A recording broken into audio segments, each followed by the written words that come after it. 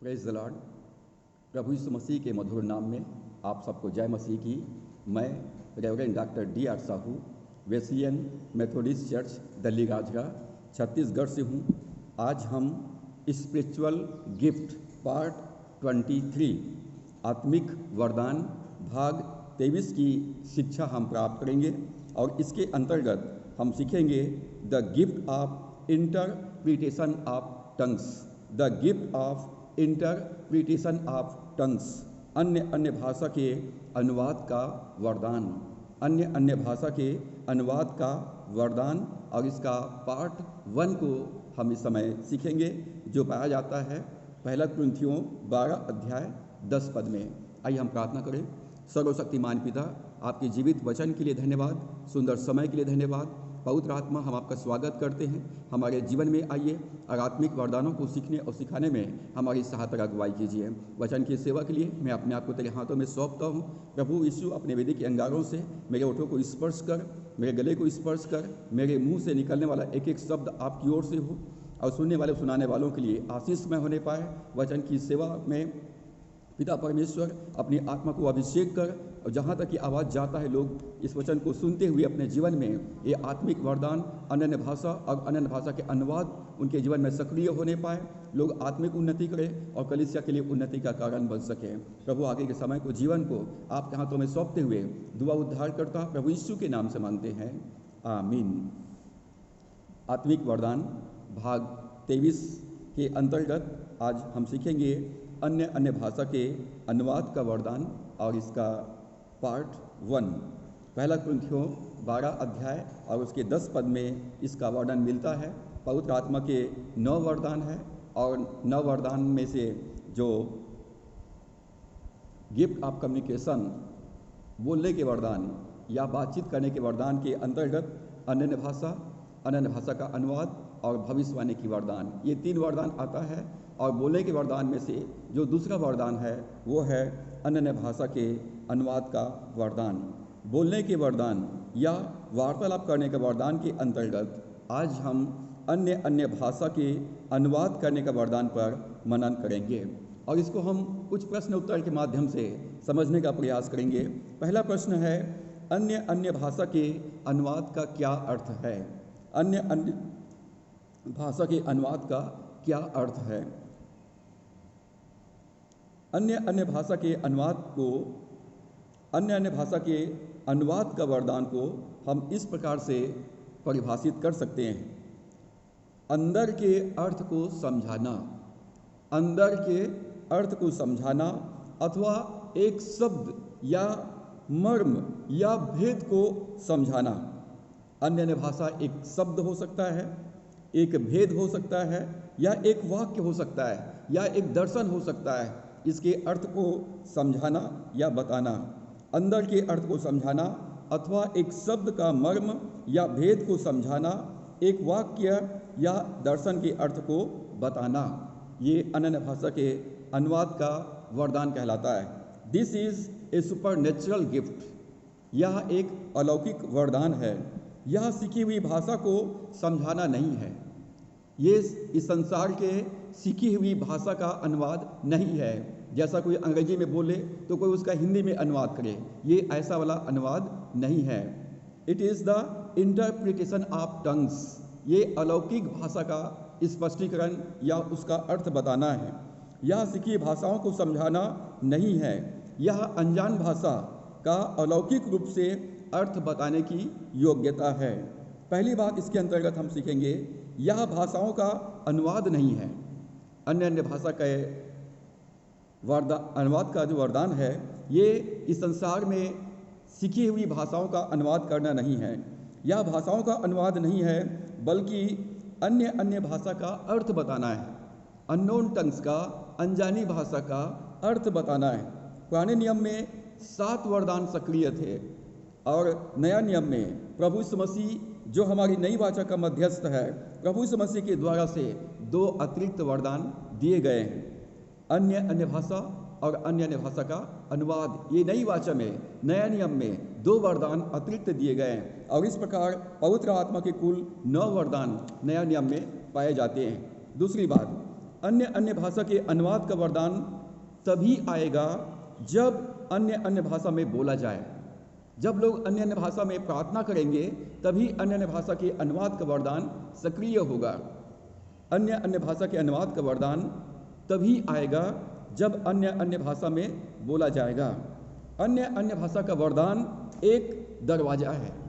अन्य अन्य भाषा का वरदान एक दरवाजा है जिसके द्वारा अन्य वरदान के लिए द्वार खुल जाता है। इसका मतलब है कि नव वरदान में से जो पहला वरदान जो सक्रिय होता है वो अन्य अन्य भाषा है, और अन्य अन्य भाषा के द्वारा से बाकी के अन्य वरदान अपने आप सक्रिय हो जाते हैं, उनके लिए द्वार खुल जाता है। जब अन्य अन्य भाषा में बोलेंगे और उसका अनुवाद करने का वरदान हमारे जीवन में आएगा, तब अन्य अन्य भाषाओं का अनुवाद होगा तो वो भविष्यवाणी बन जाता है। जब हम अन्य अन्य भाषा में बोलेंगे, अन्य अन्य भाषा का अनुवाद हमारे पास आएगा, और जब उसको हम बोलेंगे तो वो एक भविष्यवाणी होता है।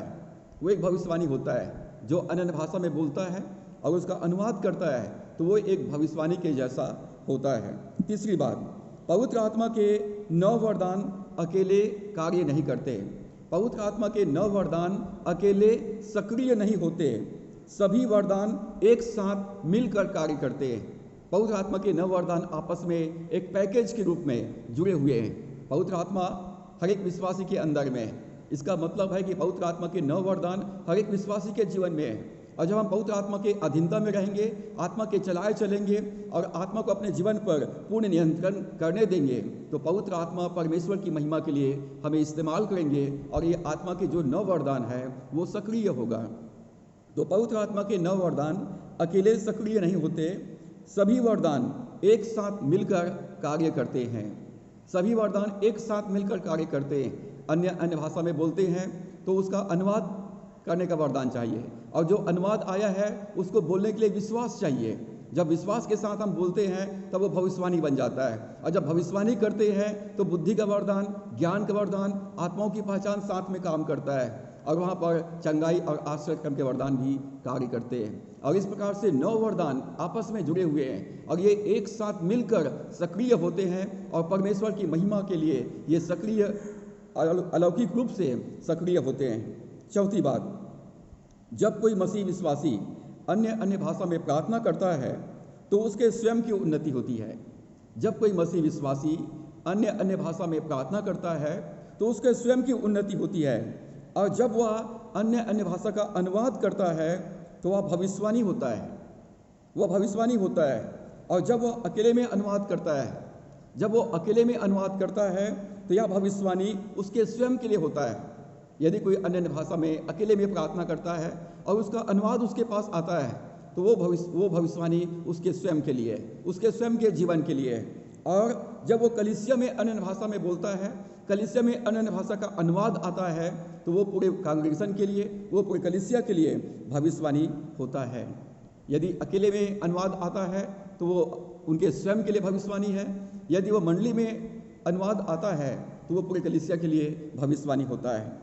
पांचवी बात, अन्य अन्य भाषा के अनुवाद का वरदान अन्य अन्य भाषा का अलौकिक अर्थ या स्पष्टीकरण होता है। अन्य अन्य भाषा के अनुवाद का वरदान अन्य अन्य भाषा के अलौकिक अर्थ या स्पष्टीकरण होता है। उसका स्पष्टीकरण होता है उस शब्द को जिसे कोई नहीं समझता है। पवित्र आत्मा अलौकिक रूप से ये योग्यता प्रदान करता है और उसका अर्थ हमारे हृदय के पट्टियों पर लिख देता है कि हम उसको मतलब बता सकें। अनुवाद के लिए विश्वास की ज़रूरत है। अब जो हमारे मन में जो शब्द आया है, जो अनुवाद आया है, जो हमारे मन में प्रेरणा आ रहा है कि इसका मतलब ये होगा, उसको बोलने के लिए विश्वास चाहिए। जब हमारे पास परमेश्वर का विश्वास होगा, परमेश्वर के वचन का विश्वास होगा, तब हम इस अनुवाद को बोल पाएंगे। और जब उसको बोलेंगे तो वह एक भविष्यवाणी के समान होता है। पहला कुरिन्थियों 14 अध्याय 13 पद में पौलुस प्रेरित कहता है, जो अन्य भाषा बोले वह प्रार्थना करे कि उसका अनुवाद भी कर सके। यदि अन्य भाषा का वरदान आपके पास है और इसको आप कलीसियाओं में, सभाओं में बोलना चाहते हैं, तो इसके लिए अनुवाद होना चाहिए। यदि इसका अनुवाद नहीं आता है तो इससे कलीसिया का कोई उन्नति नहीं होता है, कलीसिया में इससे बाधा पहुंचती है। और इसी कारण से पौलुस प्रेरित कहता है कि जो अन्य अन्य भाषा में बात करता है वो उसका प्रार्थना करे परमेश्वर से कि वो उसका अनुवाद कर सके, क्योंकि पहला कुरिन्थियों 14:2 में कहता है, जो अन्य भाषा में बातें करता है वो मनुष्यों से नहीं परंतु परमेश्वर से बातें करता है। अब जब परमेश्वर से बात करना है तो हमको अकेले में जाना है। प्रभु यीशु मसीह ने कहा, जब तू प्रार्थना करे तो अपने कोठरी में जा, दरवाजा बंद कर, और तेरा परमेश्वर जो गुप्त में है तुझे देखता है और वो तुझे प्रतिफल देगा। वहाँ पर एक मसीह विश्वासी है और परमेश्वर है, क्योंकि अब दोनों जो है भेद की बातें, सीक्रेट बातें परमेश्वर के साथ बात कर सकते हैं। तो अन्य भाषा में बात करता है वो मनुष्यों से नहीं परंतु परमेश्वर से बात करता है, इसलिए कि उसकी बातें कोई नहीं समझता, क्योंकि अभेद की बातें आत्मा में होकर बोलता है। परमेश्वर आत्मा है और मनुष्य भी आत्मा है, पवित्र आत्मा भी आत्मा है। तो पवित्र आत्मा भेद की बातों को परमेश्वर से बातें करता है। मनुष्य के जीवन से संबंधित, परिवार से संबंधित, कलीसिया से संबंधित, देश से संबंधित जो भी बातें हैं वो भेद की बातों को आत्मा में होकर परमेश्वर से बातें करता है, आत्मा में होकर प्रार्थना करता है, आत्मा में होकर परमेश्वर तक उन बातों को पहुंचाता है, आत्मा में होकर वो अन्य भाषा में बोलता है। अन्य भाषा बोलने वाला भेद की बातें करता है, सीक्रेट बातें करता है, जिसे कोई दूसरा नहीं समझता, जिसे दुष्ट आत्मा भी नहीं समझ सकते। यह परमेश्वर के लिए नहीं परंतु विश्वासी के लिए भेद है। जो सीक्रेट बात है वो परमेश्वर के लिए सीक्रेट नहीं है, वो एक विश्वासी के लिए सीक्रेट है जो आत्मा में बोल रहा है परंतु उसका अर्थ अभी नहीं समझता है। जब उसका अर्थ नहीं समझता है तो उसको दुआ करना है, परमेश्वर इस भाषा का अर्थ भी मुझे बताइए। जो मैं प्रार्थना कर रहा हूँ पिता, मैं क्या प्रार्थना कर रहा हूँ, किसके लिए प्रार्थना कर रहा हूँ, इसका अर्थ मुझे बताइए। यदि इसका अनुवाद या स्पष्टीकरण हो जाए तो उसे एक मसीह विश्वासी का उन्नति होगा और कलीसिया का भी उन्नति होगा, क्योंकि वो रेमा वचन, एक जीवित वचन को प्राप्त करेगा परमेश्वर की ओर से। पहला कुरिन्थियों 14:15 में पौलुस कहता है, मैं आत्मा से भी प्रार्थना करूंगा और बुद्धि से भी प्रार्थना करूंगा। पौलुस कहता है मैं आत्मा से प्रार्थना करूंगा और बुद्धि से भी प्रार्थना करूंगा, मैं आत्मा से गाऊंगा और बुद्धि से भी गाऊंगा। यदि हम अकेले में हैं तो हम आत्मा में प्रार्थना कर सकते हैं, और जब हम सभाओं में हैं तो हम बुद्धि से हम प्रार्थना कर सकते हैं, ताकि हमारी प्रार्थना को सब लोग समझे और सब लोग हमारे आमीन के साथ आमीन कह सकें। अन्य भाषा में प्रार्थना को ही यहाँ आत्मा में प्रार्थना करना कहा गया है। अन्य भाषा में प्रार्थना को ही यहाँ आत्मा में प्रार्थना करना कहा गया है। पौलुस कहता है मैं आत्मा से प्रार्थना करता हूँ, अर्थात मैं अन्य भाषाओं में प्रार्थना करता हूँ, और मैं बुद्धि के अनुसार भी प्रार्थना करता हूँ, अर्थात मैं अपनी समझ के अनुसार जाने हुई भाषाओं में प्रार्थना करता हूँ, ताकि मेरे साथ सभा के लोग मेरे आमीन में आमीन कह सके। वो कहता मैं बुद्धि से भी गाऊंगा और आत्मा से भी गाऊंगा। जब हम अकेले में हैं तो आत्मा में गाएं, जब हम सभाओं में हैं तो हम बुद्धि से गाएं, ताकि हमारी आराधना सभ्यता के अनुसार हो और सभी लोग, पूरी मंडली के लोग हमारे साथ आत्मा में, मंडली के लोग एक साथ आराधना में शामिल हो सके। छठवीं बात, पहला कुरिन्थियों 14:4 में लिखा है, जो अन्य भाषा में बातें करता है वो अपनी ही उन्नति करता है। मेरे उन्नति से यदि किसी को तकलीफ पहुंचता है, किसी को डिस्टर्बेंस होता है, तो मुझे अपनी उन्नति के साथ ही साथ मुझे दूसरों की उन्नति का भी ध्यान रखना है। यदि कलीसिया में, सभाओं में मैं जोर जोर से अन्य भाषा में प्रार्थना करूं और उसका अनुवाद मुझे नहीं मालूम और बाकी लोग उसका नहीं समझते हैं, तो कलीसिया में बाधा पहुंचेगी। तो मुझे अपनी उन्नति करना है तो अच्छी बात है, परंतु मुझे अपनी उन्नति के साथ ही साथ दूसरों का भी ध्यान रखना है कि उनको मेरे कारण से डिस्टर्ब ना हो। जो अन्य भाषा में बातें करता है वह अपनी ही उन्नति करता है। अन्य भाषा बोलने वाला पवित्र आत्मा नहीं है। अन्य भाषा बोलने वाला पवित्र आत्मा नहीं है। एक विश्वासी अन्य भाषा बोलता है, एक विश्वासी ही अन्य भाषा बोलता है। तो एक विश्वासी को मालूम होना चाहिए कि मुझे कहाँ अन्य भाषा में प्रार्थना करना है और कहाँ बुद्धि से प्रार्थना करना है, क्योंकि भविष्यवक्ता की आत्मा भविष्यवक्ता के वश में रहता है, और इसलिए कलीसिया में अनावश्यक दिखावा नहीं करना चाहिए, अनावश्यक दिखावा नहीं करना चाहिए। परंतु एक विश्वासी अन्य भाषा में बात करता है, और इसलिए कि उसका आत्मिक उन्नति होता है। आपको अपनी आत्मिक उन्नति करना है तो प्रभु यीशु ने कहा, अपने रूम में जा, दरवाजा बंद कर और परमेश्वर से जो गुप्त में है उससे बातें कर, भेद की बातें कर। और यदि सभाओं में बात करना है तो दुआ कर कि वो उसका अनुवाद बता सके, और जब उसका अनुवाद बता सकेगा तो पूरे मंडली का उन्नति होगा। इसलिए यदि एक विश्वासी का आत्मिक उन्नति होता है तो कलीसिया का भी आत्मिक उन्नति होगा। यदि एक व्यक्ति अन्य भाषाओं में प्रार्थना करता है तो उसका आत्मिक उन्नति होता है। यदि एक विश्वासी का आत्मिक उन्नति होता है तो दूसरे विश्वासियों के लिए भी वो उन्नति का कारण बन सकता है। पहला कुरिन्थियों 14:4 में लिखा है, परंतु जो भविष्यवाणी करता है वो कलीसिया की उन्नति करता है। हमको अपनी उन्नति के साथ ही साथ दूसरों की उन्नति का भी ध्यान रखना है। जब हम अन्य भाषा बोलेंगे, उसका अनुवाद करेंगे तो वो भविष्यवाणी बनेगा और हमारे भविष्यवाणी से जीवित वचन परमेश्वर के लोगों तक पहुंचेगा तो कलीसिया का उन्नति होगा। और इसलिए पौलुस कहता है कि परंतु जो भविष्यवाणी करता है वो कलीसिया की उन्नति करता है। इसलिए वो कहता है कि मैं चाहता हूँ कि तुम भविष्यवाणी करो। तो भविष्यवाणी करो का अर्थ है कि हमारे पास अनुवाद का वरदान होना चाहिए। जब अन्य भाषा का अनुवाद होता है तो वह भविष्यवाणी होता है, स्वयं के लिए और कलीसिया के लिए भविष्यवाणी होता है। जब हम अकेले में अनुवाद आता है तो हमारे स्वयं के लिए भविष्यवाणी होता है। जब कलीसिया में अनुवाद आता है तो पूरे कलीसिया के लिए वो भविष्यवाणी होता है। सातवीं बात, पहला कुरिन्थियों 14:5 में, मैं चाहता हूँ कि तुम सब अन्य भाषाओं में बातें करो। ये परमेश्वर की इच्छा है कि सारे विश्वासी अपनी आत्मिक उन्नति करें, सारे विश्वासी अपना बैटरी चार्ज करें, सारे विश्वासी अन्य भाषाओं में परमेश्वर की बड़ाई करें, उसकी आराधना करें और अपने विश्वास को विकसित करें। अन्य भाषा का स्वाद पौलुस चखा है। अन्य भाषा का स्वाद, टेस्ट पौलुस को मालूम है और इसलिए वो कहता है कि तुम सब अन्य भाषाओं में बातें करो ताकि तुम्हारा भी आत्मिक उन्नति हो। तुम भी परमेश्वर से भेद की बातें कर सको, तुम भी परमेश्वर के वचन को, रेमा वचन, जीवित वचन को तुम प्राप्त कर सको। और जिन मसीही लोगों को इसका अनुभव नहीं है या जो मसीही लोग अभी तक पवित्र आत्मा के बपतिस्मा का, आत्मा की भरपूरी का, अन्य भाषा का टेस्ट नहीं मालूम है, वही लोग इसका विरोध करते हैं और वही लोग इसके विरोध में शिक्षा देते हैं। पवित्र शास्त्र बाइबल में स्पष्ट रीति से अन्य भाषा का वरदान नया नियम में दिया गया है, जिसकी भविष्यवाणी यशायाह के माध्यम से पहले से ही कर दिया गया था।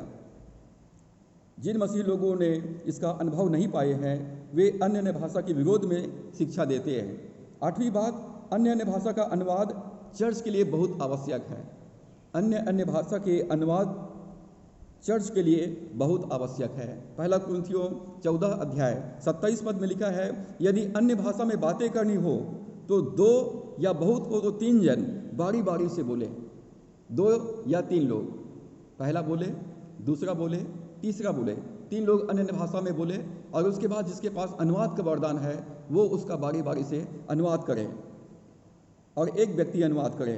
जिसके पास पवित्र आत्मा के 9 वरदान होता है उसे प्रभु कलीसिया में नियुक्त करता है। जिनके पास आत्मा के 9 वरदान है, परमेश्वर उनको कलीसिया में नियुक्त करता है कि वो अन्य भाषा का अनुवाद कर सके। उसे सेवकाई के वरदान कहते हैं। उनके पास सेवकाई के वरदान होता है, उनके पास आत्मा के 9 वरदान होते हैं जो इनका भविष्यवाणी करता है। अन्य भाषा बोलने वालों के पास अनुवाद का वरदान होना चाहिए, तभी वो मंडली में इस्तेमाल किया जाना चाहिए, अन्यथा वो शांत रहे और अपने परमेश्वर से अकेले में अपनी आत्मा में बातचीत करते रहे। आठवीं बात, अन्य भाषा के अनुवाद का वरदान प्राप्त व्यक्ति किसी भी अन्य भाषा का अर्थ बता सकता है। जिनके पास अन्य भाषा के अनुवाद का वरदान है वो किसी भी व्यक्ति के अन्य भाषा का अर्थ बता सकता है। ये अलौकिक योग्यता परमेश्वर प्रदान करता है। जब हम अन्य भाषा में प्रार्थना करते हैं तो हम उसका अर्थ समझते हैं। यदि कोई दूसरा अन्य भाषा में प्रार्थना करता है तो उसका भी अर्थ पवित्र आत्मा हमें बता देता है और इसलिए अन्य भाषा का अनुवाद कलीसिया के लिए बहुत आवश्यक है। दूसरा मुख्य प्रश्न है, क्या प्रभु यीशु मसीह जब इस पृथ्वी पर थे तो क्या उसने अन्य भाषा बोले? क्या प्रभु यीशु मसीह अन्य भाषा बोलते थे? क्या प्रभु यीशु मसीह अन्य भाषाओं में प्रार्थना करते थे? ये प्रश्न है। कलीसिया में आज बहुत से लोग आत्मिक वरदानों को नहीं जानते। आज कलीसिया में बहुत सारे लोग आत्मिक वरदानों को नहीं जानते और इसके अज्ञानता के कारण से उनके जीवन में हमेशा आत्मिक सूखापन रहता है। वो आत्मा के भरपूरी को, उपस्थिति को अपने जीवन में महसूस नहीं कर पाते। पहला कुरिन्थियों 14 अध्याय 40 पद में लिखा है, पर सारी बातें सभ्यता के अनुसार क्रमानुसार होना चाहिए। प्रभु यीशु मसीह स्वयं सृष्टि करता है। प्रभु यीशु मसीह स्वयं सृष्टि करता है। उसने मानव का देह धारण कर इस पृथ्वी पर निवास किया। इस पृथ्वी पर वो चला फिरा। इस पृथ्वी पर वो रहकर परमेश्वर की सेवा किया। प्रेरितों के काम 10 अध्याय के 38 पद में लिखा है, परमेश्वर ने यीशु नासरी को पवित्र आत्मा और सामर्थ्य से अभिषेक किया कि वो भलाई करता फिरा। जो शैतान के सताए हुए हैं उनको छुटकारा देता फिरा। रोगियों को चंगाई प्रदान किया, सताए हुओं को छुटकारा प्रदान किया। क्योंकि प्रभु यीशु मसीह को परमेश्वर ने पवित्र आत्मा से और पवित्र आत्मा की सामर्थ्य से अभिषेक किया था। प्रभु यीशु मसीह भी जब इस पृथ्वी पर थे तो पवित्र आत्मा का अभिषेक उनके जीवन में था। प्रभु यीशु मसीह ने लूका 4 के 18 पद में कहा कि प्रभु की आत्मा मुझ पर है और क्योंकि उसने मुझे कंगालों को सुसमाचार सुनाने के लिए मेरा अभिषेक किया है कि मैं अंधों को आंखें खोलूँ, बंधुओं को छुटकारा दूँ, लंगड़ों को चलाऊँ और मुर्दों को मैं जिलाऊँ। पवित्र आत्मा का अभिषेक हमारे जीवन में अलौकिक सामर्थ्य प्रदान करता है कि हम हमारे जीवन के द्वारा से परमेश्वर की महिमा हो सके। प्रभु यीशु मसीह इस पृथ्वी में रहने के दिनों में वो अकेले में पूरी रात प्रार्थना करते थे। कभी कभी पूरी रात प्रार्थना करते थे, कभी कभी सुबह से जाकर प्रार्थना करते थे, परंतु स्वभाव में प्रभु यीशु मसीह बहुत छोटी प्रार्थना करते थे। जब हम व्यक्तिगत रूप से प्रार्थना करते हैं तो हम अनलिमिटेड टॉक टाइम, हम कितने भी देर तक प्रार्थना कर सकते हैं, लेकिन मंडली के बीच में जब हमको प्रार्थना करने के लिए कहा जाए तो हमें बहुत ही संक्षेप में और बहुत छोटी प्रार्थना करना चाहिए। प्रभु यीशु मसीह अन्य भाषा में प्रार्थना किए या नहीं, इसका वर्णन, इसका उल्लेख बाइबल में नहीं पाया जाता है। नया नियम में 2 नया वरदान पेंतकुस्त के दिन सक्रिय हुआ। नया नियम में 2 नया वरदान पेंतकुस्त के दिन सक्रिय हुआ। पहला अन्य भाषा और दूसरा अन्य भाषा के अनुवाद का वरदान जो है सक्रिय हुआ। पुराने नियम में 7 वरदान थे, अब नया नियम में 2 और वरदान एक्टिवेट हुआ तो पवित्र आत्मा के अब कुल 9 वरदान हो गए।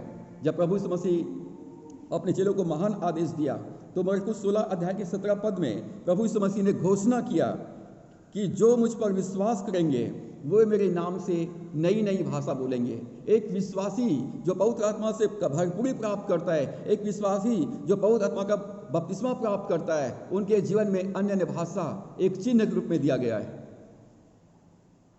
प्रभु यीशु मसीह ने कहा, घोषणा किया, जो मुझ पर विश्वास करेंगे वो मेरे नाम से अन्य भाषा बोलेंगे, अन्य भाषाओं में प्रार्थना करेंगे।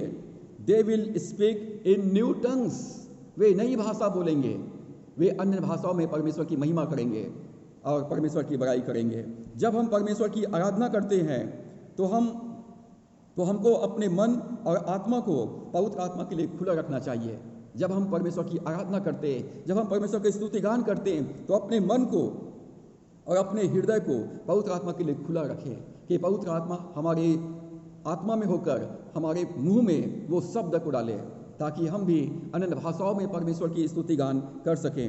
परमेश्वर अन्य भाषा का शब्द आपके मुंह में लाएगा और इसका अनुवाद भी देगा। जब आत्मा और सच्चाई से परमेश्वर में लीन हो जाएंगे, पूरे मन से परमेश्वर की इबादत करेंगे, मुंह खोलकर उसकी बड़ाई करेंगे, तो पवित्र आत्मा आपके जीवन में अन्य भाषा का शब्द को लाएगा और उसका अनुवाद को भी लाएगा। और जब आप उसके बाद आप बोलेंगे तो वो परमेश्वर का जीवित वचन होगा, वो रेमा होगा, वो भविष्यवाणी होगा जो परमेश्वर आत्मा में होकर के भेद की बातों को प्रकट कर रहा है। अन्य भाषा और उसके अनुवाद के वरदान का उद्घाटन या शुभ आरंभ पेंतकुस्त के दिन हुआ। अन्य भाषा और उसके अनुवाद का वरदान का शुभ आरंभ पेंतकुस्त के दिन हुआ, जब पवित्र आत्मा का अवतरण हुआ। लोग पवित्र आत्मा से भर गए और आत्मा ने जैसा बोलने के लिए उन्हें सामर्थ्य दिया, वे अन्य भाषा बोलने लगे। और जब पतरस ने प्रचार किया तो वहाँ पर 14 देश के लोग जो आए हुए थे उन्होंने अपनी अपनी मातृभाषा में उसको समझा। एक बड़ा आश्चर्यक्रम हुआ और लोग आश्चर्यचकित थे कि सब लोग अपने अपने मातृभाषा में सुन रहे हैं। नई वाचा का चिन्ह या नई वाचा का अधिकार प्रभु यीशु मसीह के लिए नहीं, परंतु नई वाचा के विश्वासियों के लिए है। नई वाचा के जो विश्वासी हैं, अर्थात जो नया नियम की कलीसिया है, उनको ये अधिकार दिया गया है, उनको ये चिन्ह दिया गया है कि वे नई नई भाषा बोलेंगे।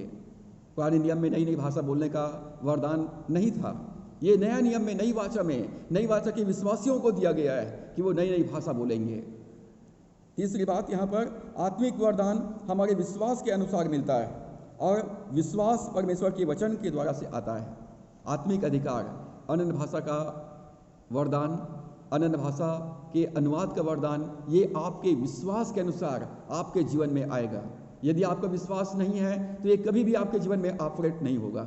और यदि आप विश्वास करते हैं और इसके भूखे और प्यासे हैं, प्रभु कहता अपने मुंह को पसार, मैं उसको भर दूंगा। यदि आप अनुवाद के प्यासे हैं, आप समझना चाहते हैं, जानना चाहते हैं परमेश्वर की आत्मिक बातों को और लोगों तक पहुंचाना चाहते हैं और परमेश्वर से आप प्रार्थना करेंगे, तो परमेश्वर अनुवाद का वरदान को भी ऑपरेट करेगा। रोमियो 10 के 17 पद में लिखा है, विश्वास आता है सुनने से और सुनना परमेश्वर के वचन से होता है। और परमेश्वर के वचन कहता है कि जो मुझ पर विश्वास करेंगे वे नई नई भाषा बोलेंगे। इसका डिक्लेयर, इसका घोषणा स्वयं प्रभु यीशु मसीह ने किया, जिसका उद्घाटन प्रेरितों के काम 2 अध्याय 1 से 4 में पेंतकुस्त के दिन में हुआ। चौथी बात, अन्य भाषा के अनुवाद का वरदान दूसरे वरदानों पर निर्भर करता है। ये अकेला ऑपरेट नहीं होता, ये दूसरे वरदानों के साथ सक्रिय होता है। जब अन्य भाषा में बोलेंगे और उसका अर्थ या स्पष्टीकरण को हम विश्वास के साथ बोलेंगे, तब वह स्वयं की या कलीसिया की उन्नति का कारण होगा। जब हम अन्य भाषा बोलेंगे और उसका अर्थ या उसका स्पष्टीकरण को हम विश्वास के साथ हम बोलेंगे, तब वो हमारे स्वयं के लिए और कलीसिया के लिए उन्नति का कारण होगा। पहला कुरिन्थियों 14 अध्याय और 12 पद में लिखा है, तुम भी जब आत्मिक वरदानों के धुन में हो तो ऐसा प्रयत्न करो कि तुम्हारे वरदानों की उन्नति से कलीसिया की उन्नति हो। जो आत्मिक वरदानों के धुन में है, उनको हमेशा इस बात को सोचना है कि मैं आत्मिक वरदान क्यों पाना चाहता हूँ और मेरे आत्मिक वरदान से क्या कलीसिया की उन्नति होता है, क्या दूसरे लोगों को इससे फायदा होगा। तो पौलुस इसी बात को कहता है, तुम आत्मिक वरदानों के जब खोज में रहते हो तो तुम्हारे वरदानों से कलीसिया की उन्नति होना चाहिए। तुम्हारे विश्वास के उन्नति से, तुम्हारे आत्मिक उन्नति से कलीसिया की उन्नति होना चाहिए। और जब आप आत्मिक उन्नति करते हैं तो कलीसिया की भी उन्नति होगी। तीसरा मुख्य प्रश्न है, अन्य भाषा के वरदान का, अनुवाद के वरदान का उद्देश्य क्या है। अन्य भाषा के अनुवाद का वरदान का उद्देश्य क्या है। पहला उद्देश्य है कलीसिया में सुनने वालों को अन्य भाषा का अर्थ बताना। अन्य भाषा के अनुवाद का वरदान का जो पहला उद्देश्य है, अन्य भाषा का कलीसिया को अर्थ बताना, जिससे कलीसिया परमेश्वर के वचन को सुन सके और समझ सके, विश्वास कर सके, ग्रहण कर सके, जिससे उनका भी आत्मिक उन्नति हो। कलीसिया के उन्नति के लिए अनुवाद का वरदान बहुत आवश्यक है। दूसरी बात, पवित्र आत्मा का वरदान कलीसिया में उन्नति, शांति और प्रोत्साहन लाने के लिए होता है। पवित्र आत्मा का जो अनुवाद का जो वरदान है वो भविष्यवाणी होता है, और जब भविष्यवाणी परमेश्वर की ओर से होता है तो लोगों के जीवन में शांति लाता है, कलीसिया के लोगों को प्रोत्साहित करते हैं कि प्रभु में आगे बढ़ें, और कलीसिया का आत्मिक उत्थान होता है।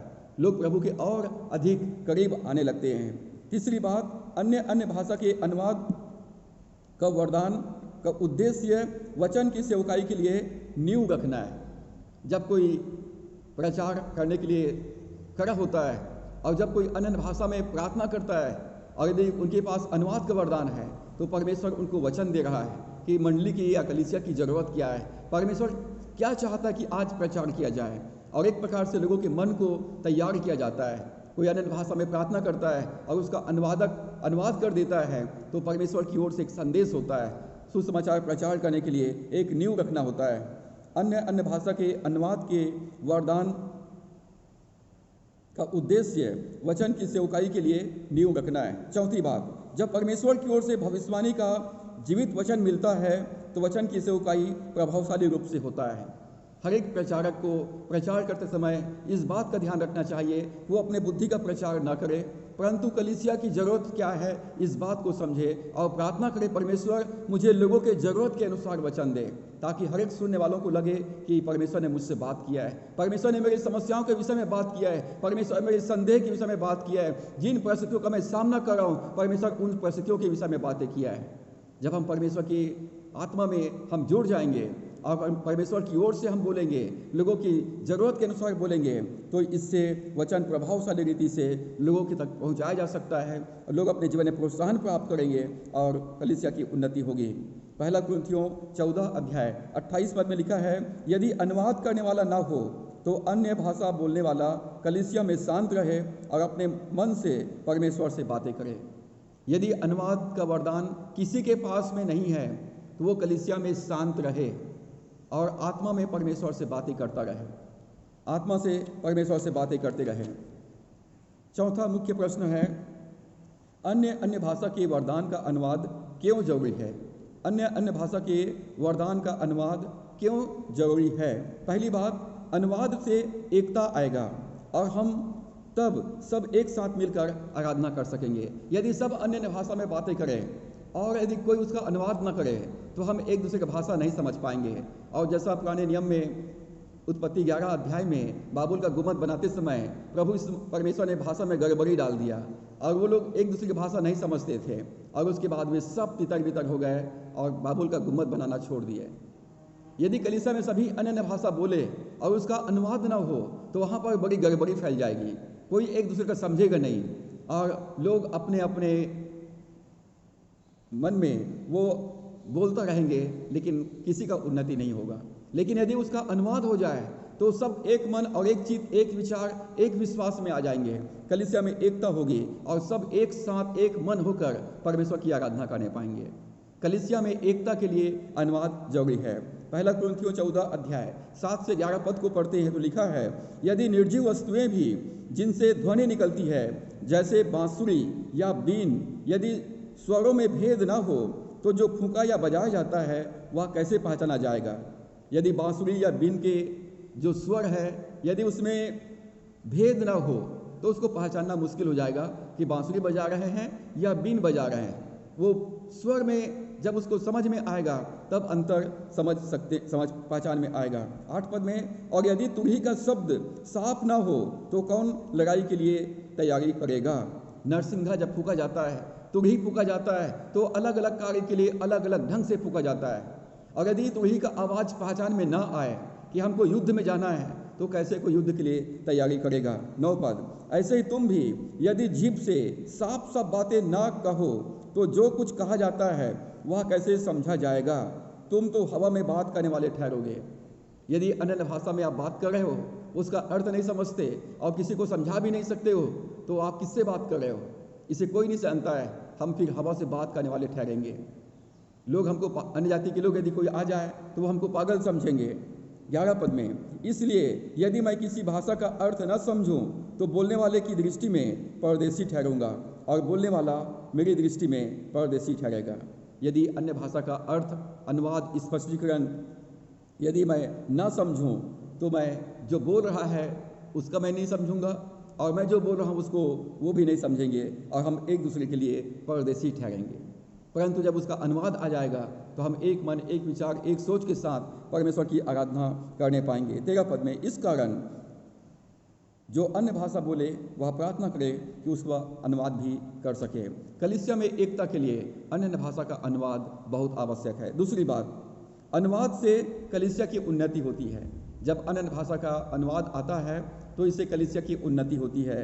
पहला कुरिन्थियों 14 के 5 पद में लिखा है, अन्य भाषा का जब अनुवाद होता है तो वह परमेश्वर की ओर से भविष्यवाणी होता है, परमेश्वर की ओर से डायरेक्ट वचन आता है और इससे कलीसिया की उन्नति होती है। तीसरी बात, जो अन्य भाषा में बोले वह उसका अनुवाद भी कर सके तो सबको स्वीकार्य होगा, सब लोग उसको एक्सेप्ट करेंगे और आमीन कह पाएंगे। यदि अन्य भाषा में प्रार्थना करने वाला उसका अनुवाद ना करे तो हमारी आमीन के साथ कैसे अपनी सहमति देंगे और आमीन कहेंगे? जो अन्य भाषा में बोले वह उसका अनुवाद करके बताए तो सब लोगों को स्वीकार्य होगा। पहला कुरिन्थियों 14 अध्याय के 18 पद में लिखा है, पौलुस कहता है, मैं अपने परमेश्वर का धन्यवाद करता हूँ कि मैं तुम सबसे अधिक अन्य भाषाओं में बोलता हूँ। पौलुस कहता है मैं तुम सबसे अधिक अन्य भाषाओं में बोलता हूँ। क्योंकि पौलुस अन्य भाषा में प्रार्थना करता है तो हमको भी अन्य भाषाओं में हमको प्रार्थना करना चाहिए और अन्य भाषा बोलने के लिए मना नहीं करना चाहिए, परंतु सब कुछ सभ्यता और क्रम अनुसार होना चाहिए। पहला कुरिन्थियों 13 अध्याय में पौलुस कहता है कि भाषाएं हो तो जाती रहेगी। ये प्रभु यीशु मसीह के द्वितीय आगमन के बाद की बात है, जब हम प्रभु यीशु मसीह को आमने सामने देखेंगे। अभी अन्य भाषा समाप्त नहीं हुआ है, भाषाएं हो तो समाप्त हो जाएगी, ये द्वितीय आगमन के बाद के लिए है, लेकिन अभी अन्य भाषा है। परमेश्वर हमसे भेद की बातों को प्रकट करना चाहता है और इसलिए हर एक मसीह विश्वासी को अपनी आत्मिक उन्नति करना चाहिए, पवित्र विश्वास प्राप्त करना चाहिए, परमेश्वर का विश्वास पाना चाहिए और परमेश्वर का जीवित वचन को रिसीव करना चाहिए। यहाँ पौलुस अन्य भाषा में बोलने के लिए हमें प्रोत्साहित करता है। मैं बोलता हूँ, तुम भी बोलो। प्रभु यीशु मसीह ने डिक्लेयर किया कि मेरे जो विश्वासी हैं वे नई नई भाषा में प्रार्थना करेंगे, ताकि उसको शैतान न समझे, दूसरे लोग न समझे, वो मेरे स्वर्गीय भाषा में परमेश्वर से डायरेक्ट बात कर सकता है। पौलुस कलीसिया में परिपक्वता चाहता था और शांति चाहता था। कलीसिया में मैच्योरिटी लाने के लिए, परिपक्वता के लिए, आत्मिक परिपक्वता के लिए आत्मिक वरदान आवश्यक है। अन्य भाषा और उसका अनुवाद भविष्यवाणी के वरदान के बराबर है और भविष्यवक्ता के पास भविष्यवाणी के वरदान जिसके पास में है, उसके पास आत्मा के 9 वरदान एक साथ कार्य करते हैं। जिनके पास भविष्यवाणी का वरदान है, उनके जीवन में आत्मा के 9 वरदान एक साथ कार्य करते हैं और इसलिए भविष्यवाणी की सेवकाई कलीसिया में उन्नति को लाती है। व्यक्तिगत उन्नति के लिए अन्य भाषा है। यदि हमको अपनी व्यक्तिगत उन्नति करना है तो अन्य भाषाओं में बातें करना है, और जब कलीसिया की उन्नति करना है तो भविष्यवाणी करना है। कलीसिया की उन्नति करना है तो जब आत्मा में प्रार्थना करें, उसका अनुवाद करें और उसको बोलें, ताकि कलीसिया का उन्नति हो सके। अन्य भाषा बोलने वाला अपने स्वयं की उन्नति करता है, और जब उसका अनुवाद आता है और उसको बोलता है तो भविष्यवाणी होता है और उससे कलीसिया की उन्नति होती है। जब हम आत्मिक वरदानों की खोज में हैं तो हमको इस बात का ध्यान रखना है कि हमारी आत्मिक उन्नति से कलीसिया का भी उन्नति हो और कलीसिया में किसी भी प्रकार से गड़बड़ी ना हो। हम आत्मिक रूप से हम परमेश्वर के सामने नम्र बने, पवित्र बने और प्रेम से प्रेरित रहें और परमेश्वर को महिमा दें। परमेश्वर की मनसा क्या है, इसको समझने का प्रयास करें। जब कलीसिया में बैठते हैं तो प्रभु से कहें, प्रभु मुझसे बातचीत कर। जब प्रचार करने के लिए खड़े होते हैं तो कहें, प्रभु आप मुझ में होकर के बोलिए, लोगों की ज़रूरत के अनुसार बोलिए, और परमेश्वर हमारे सोच में, विचार में, मन में अपने वचन को डालेगा और हम लोगों की सहायता कर पाएंगे, उनको प्रोत्साहित कर पाएंगे कि वो अपने आत्मिक जीवन में आगे बढ़ सकें। सो परमेश्वर इस वरदान को हर एक मसीह विश्वासियों के जीवन में ऑपरेट करे, सक्रिय करे, ताकि हम भेद की बातों को समझ सकें, उसका स्पष्टीकरण दे सकें। परमेश्वर इन वचनों के द्वारा से हम सबको आशीष दें। आइए हम दुआ करें। सर्वशक्तिमान परमेश्वर, हमारे उद्धारकर्ता प्रभु यीशु के नाम से आपके चरणों में आते हैं। पिता, हम धन्यवाद करते हैं प्रभु यीशु मसीह, आपने कहा जो मुझ पर विश्वास करेंगे उनके जीवन में चिन्ह पाए जाएंगे, तो मेरे नाम से नई नई भाषा बोलेंगे और उसका अनुवाद करेंगे और उसको बोलेंगे, मेरी ओर से डायरेक्ट जीवित वचन को लोगों तक पहुंचाएंगे। परमेश्वर पिता, हम धन्यवाद करते हैं प्रभु, आप वचन कहता है कि तुम आत्मिक वरदानों के धुन में लगे रहो। हे पवित्र आत्मा, हमारी सहायता कीजिए, हमारी सहायता कीजिए ताकि हम अपना स्वयं का आत्मिक उन्नति करें। प्रभु, जब हमारे स्वयं का आत्मिक उन्नति होगा तो हमारे परिवार का, हमारी कलीसिया का आत्मिक उन्नति होगा। प्रभु, हमको दूसरों के लिए आशीष का कारण बना, और पिता हर एक मसीह विश्वासियों के जीवन में पिता परमेश्वर ये प्रार्थना की आत्मा को दीजिए, ताकि हम आत्मा में भी प्रार्थना करें और बुद्धि से भी प्रार्थना करें, हम आत्मा में भी आराधना करें और हम बुद्धि से भी परमेश्वर तेरी आराधना करने पाएं। हे पवित्र आत्मा, हमारे जीवन को अपने पूर्ण नियंत्रण में ले, हमारे जीवन के ऊपर आपका प्रभुता होने पाए और हमारी अगुवाई कर आत्मिक जीवन में हमको आगे बढ़ाइए। अन्य भाषा का वरदान बाकी अन्य वरदानों के लिए द्वार बनता है। प्रभु, हमको आत्मा के 9 वरदानों से सुशोभित कर, ताकि लोग हमारे जीवन में तुझको देखें, हमारे जीवन में लोग तुझको सुने, हमारे जीवन में लोग तुझको प्राप्त करने पाए। हमारा उठना, बैठना, चलना फिरना, बातें प्रभु तुझे ग्रहण योग्य होने पाए। हम अपना मुंह को तेरे हाथों में सौंपते, अपने जीभ को तेरे हाथों में सौंपते हैं। प्रभु, अपने वेदी के अंगारों से हमारे मुंह को स्पर्श कर, ताकि हमारा मुंह तेरी मुंह बन जाए, हमारे शब्द तेरे शब्द बन जाए। प्रभु, हम तेरी आवाज़ बन सकें और परमेश्वर हमारा देश पिता तेरी आवाज़ को सुनने पाए। जैसा यूहन्ना बपतिस्मादाता ने कहा कि मैं परमेश्वर का आवाज़ हूँ, मैं परमेश्वर की आवाज़ हूँ। परमेश्वर, मैं आपका आवाज़ बनना चाहता हूँ और इसलिए मैं अपना मुंह को तेरे हाथों में सौंपता हूँ। मेरे मुंह को नियंत्रण में ले और अपनी महिमा मेरे मुख से होने दे। हम धन्यवाद करते हैं पिता, अपने बैरियों के कारण से तूने बच्चों से स्तुति को सिद्ध कराई है। हे पिता, मुझे स्तुति आराधना करने वाली आत्मा दे, प्रार्थना करने वाली आत्मा दे, ताकि मैं आत्मा और सच्चाई से तेरी आराधना करूँ, आत्मा और सच्चाई के साथ में तेरी प्रार्थना कर सकूँ। जितने जितने भी मसीह विश्वासी इस समय जो सुन रहे हैं उनके जीवन में पिता परमेश्वर ये नई वाचा के जो आत्मिक वरदान है अन्य भाषा और अन्य भाषा के अनुवाद को मैं यीशु के नाम में रिलीज करता हूँ। यीशु मसीह के नाम से एक्टिवेट हो जाए, हर एक विश्वासी आत्मिक उन्नति करे और कलीसिया के लिए उन्नति का कारण बनने पाए। परमेश्वर जो बीमार अस्वस्थ है उनको चंगाई प्रदान कर, जिनके मन में कोई डाउट है पवित्र आत्मा उनके डाउट को क्लियर कर, जिनके मन में अविश्वास है हे पवित्र आत्मा उनके मन से बातचीत कर, वो अविश्वासी नहीं परंतु विश्वासी हो और तेरे वचन पर विश्वास करने वाला बन सके। जिनके आंख में पर्दा पड़ा हुआ है यीशु मसीह के नाम से उनके पर्दे खुल जाए, जिनके कान बंद उनके कान खुल जाए यीशु के नाम से, जिनका मुंह बंद है वो मुंह खुल जाए यीशु मसीह के नाम से। प्रभु लोगों के हृदय को अपने प्रेम से भर दे। पिता परमेश्वर दया कर प्रभु यीशु मसीह आपने संसार में हमको जीवितों के बीच में रखा है तो हमारे जीवित रहने के द्वारा से प्रभु तेरी महिमा हो और लोगों के लिए भलाई का काम तेरे हमारे माध्यम से हो सके। पिता तेरा धन्यवाद प्रार्थना सुनने के लिए विनती उद्धार करता प्रभु यीशु के नाम से मांगते हैं, आमीन। अब हमारे परमेश्वर पिता का प्रेम, प्रभु यीशु मसीह का अनुग्रह, पवित्र आत्मा की संगति और सहभागिता वचन को सुनने वाले मानने वाले हर एक विश्वासियों के जीवन में आप से लेकर युगान युग तक होती रहे, आमीन। प्रभु आप सबों को आशीष दे। आप सबको जय मसीह की। अन्य भाषा के अनुवाद का वरदान का सेकंड पार्ट को हम अगले भाग में सीखेंगे। तब तक आप सबको जय मसीह की।